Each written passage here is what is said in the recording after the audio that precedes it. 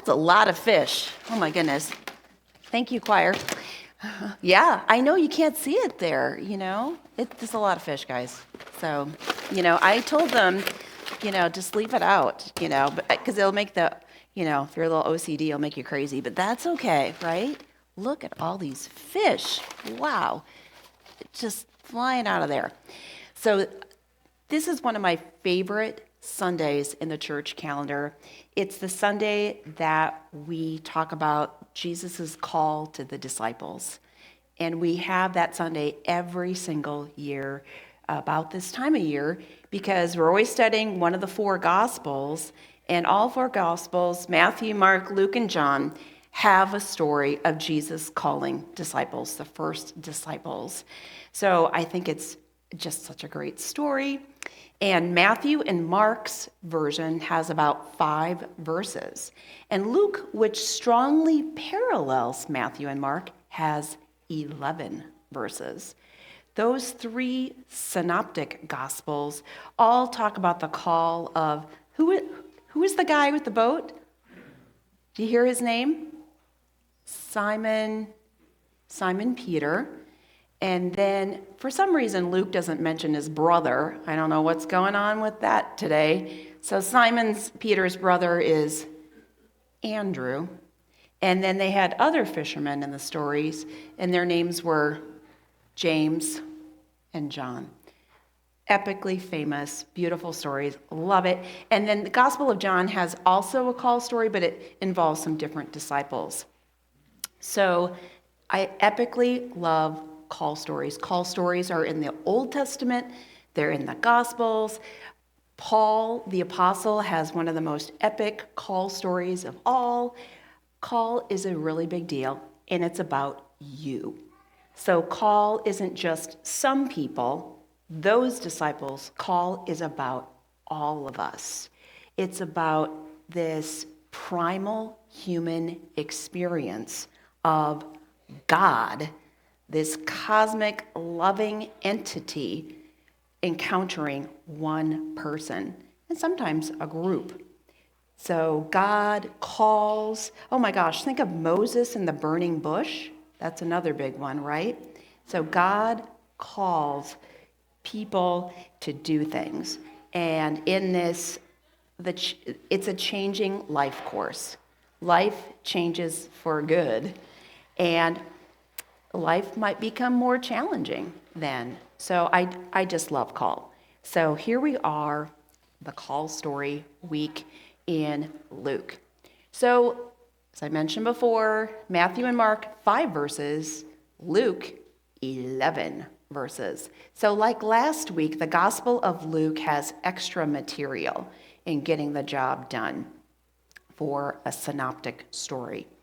So in Luke's story, it begins with Jesus teaching. Jesus is at the lake. Well, we should say we're at the lake, and Jesus is teaching. Jesus is going along, and it would have been enough of a story just to wonder about the crowds. It says the crowds are pressing in to hear the word of God. That's a beautiful image. So Jesus' teaching is so mesmerizing. People are pressing in. The teaching story then continues, only in Luke. From teaching, Jesus moves toward, hey, there's a boat. And Jesus commandeers a boat. He takes the boat and he tells one of the people fishing, can you push off a little bit? So Jesus' teaching on the shore turns into an innovative platform for teaching. And it's not a lectern or a pulpit, it's a boat.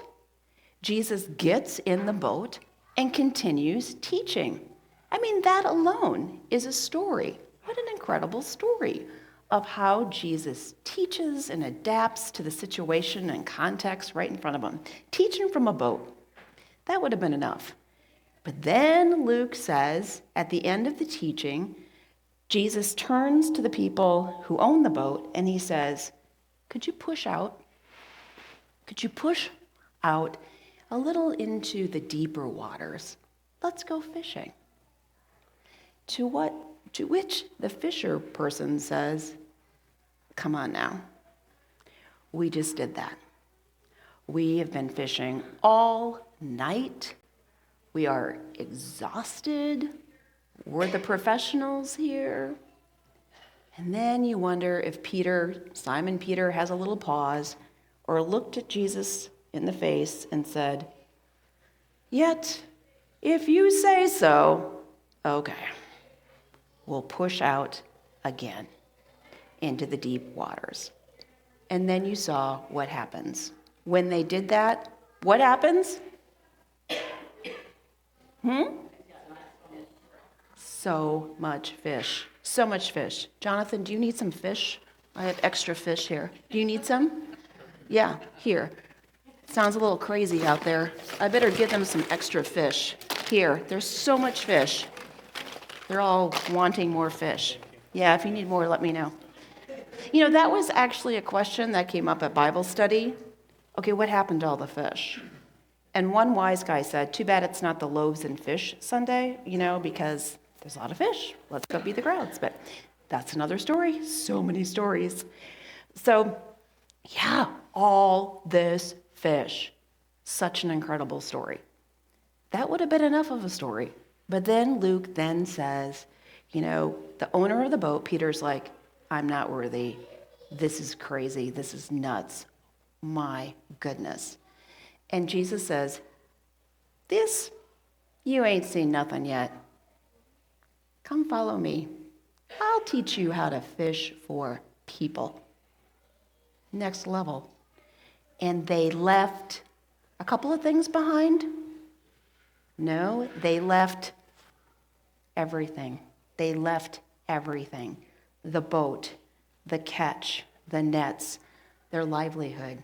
They left everything and they followed Jesus immediately. Is that a great story or what? It's so amazing. With the Gospel of Luke, it's hard to know where to begin because it's a teaching story and Jesus' innovative teaching. Incredible. It's a fishing story, miraculous catch of fish. Wow, that's enough. And then it is a call story. Whew, 11 verses, so much in this story in the Gospel of Luke. Well, one thing that struck me about this story overall is how God operates. God operates in so many different ways. It could start with one thing, lead to another thing, and then it goes sideways and comes at you in a completely different way. God is so unexpected. One thing leads to another. And this reminds me of just a little story from this week that I thought was so hilarious. And I won't tell you who told me this story because it doesn't matter who this person was. It might have been Madeline Geldis. It might not have been. Anyway, this person said, and it was at Friday Bible study, she's like, I asked somebody, who's that new guy in the choir? So I thought that was hilarious. Who's the new guy in the choir? And the answer I got was, oh, that's the guy Aaron met on the plane. So I thought that was so hilarious. It was like one sentence. Oh, that's the guy Aaron met on the plane. Okay, move on. But what created that new guy in the choir? What created that? What circumstances led to a new guy in the choir? And I just think it's so darn random sometimes how things come together. You just never know. I mean, is the guy in the choir because, Erin was on an airplane she probably wouldn't have been on for a variety of ways. She randomly ended up, there were so many different changes and kind of randomly ended up on a particular flight. And then the guy, his name is John, happened to be on the same flight. Well, just because you're on the same flight, do you talk to people? Okay, let's do a poll. If you're on an airplane, do you talk to people? Yes. Who are the yes, I talk to people? Who are the no, not really, don't talk to me people? So, right?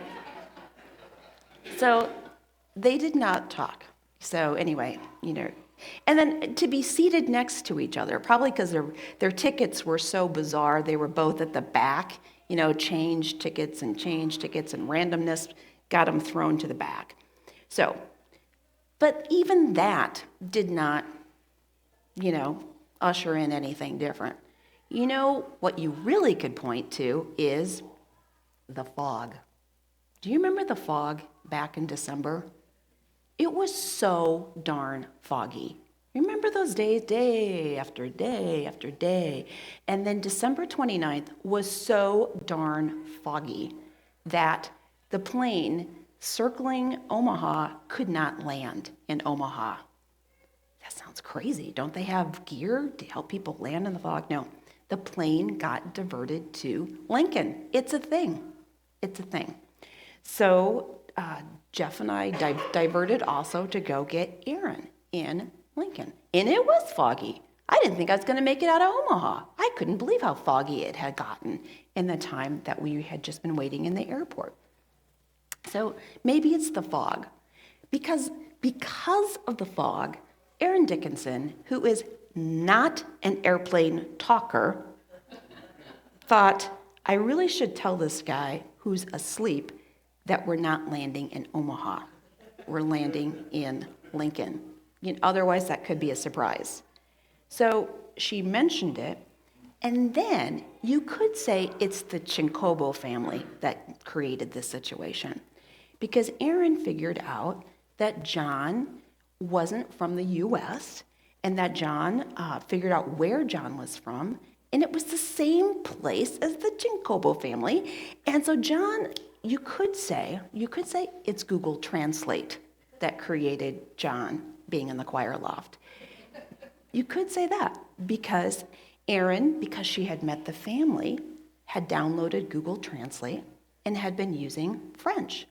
So then she knew how to speak a little more clearly. I don't know. Or it could be these incredible people and God's faithfulness that led to John being in the choir loft. I don't know. Why is John in the choir loft, Madeline? Who is that guy in the choir loft? How did that happen? God just moves in such sideways ways sometimes. And was it planned? No. Was it our timing? Our timing? Was it our control factor that made this happen of why John is in the choir loft? We don't know. We don't know sometimes. I just think God sends flying fish at us sometimes, or whatever, circumstances. And are we ready to seize those circumstances and see what happens next? Another story from recent discovery. Last fall, the session very faithfully did a discernment. We met week after week and talked and studied and learned and talked about what's the meaning of church and why are we here and what has God given us as our call as a church. And we have a covenant and we have priorities and we have a certain flavor. And out of that came a phrase that may be familiar to you. We are a mission church. We are a mission church. So we had ideas in our heads for what that might look like and language and things like that. So we were sharing that across the fall. And then I have to laugh. And if Ruth were here, and she's recovering from an illness today, I'd say, Ruth, remember how we were going to have this idea of a mission a month? We were trying to engineer and we had great ideas.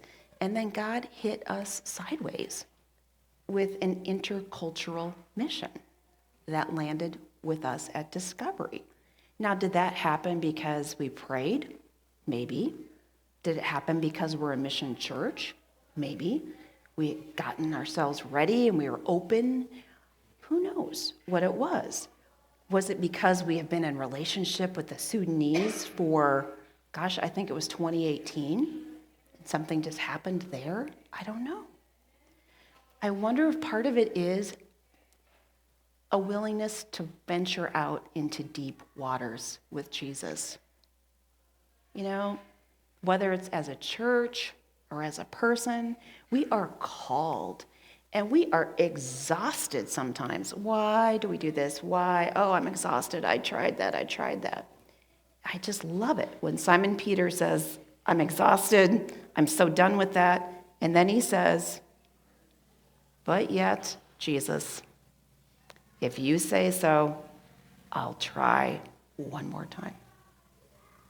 I love that sense of call. I'm reminded that 95% of the time, the fish aren't biting in our lives. But the time when the fish are biting, the time when there's this convergence of situations and we're like, oh my goodness, I think I'm called to do this. When we have those special moments of call and following and trusting, it's good to share those stories and plant them deep within our hearts and to say thank you and wow and whatever you say, Jesus, so that when the fish aren't biting, we remember that we are called by Jesus Christ. And that call helps us overcome so many things. Let our church continue to be a place that prizes call. God's call to individuals and God's call on groups that are faithful and listening and ready to go fishing with Jesus and use Jesus' means to do work in the world. To God be the glory. Amen.